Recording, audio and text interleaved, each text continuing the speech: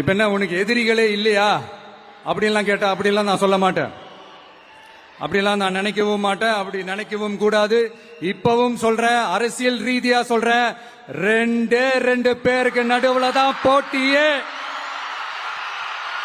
ஒன்னு இன்னொன்னு எஸ், ஒன்னு டிவிக்கு, இன்னொன்னு டிஎம்கே. இதுக்கு நடுவுல வேற யாருக்கும் எந்த வேலையும் கிடையாது. ஏதாவது இருக்குன்னு சொல்றீங்க? எலெக்ஷனுக்கு முன்னாடியும் அவங்களுக்கு ஒரு வேலையும் இல்ல. இப்ப எலெக்ஷனுக்கு அப்புறம் சுத்தம்.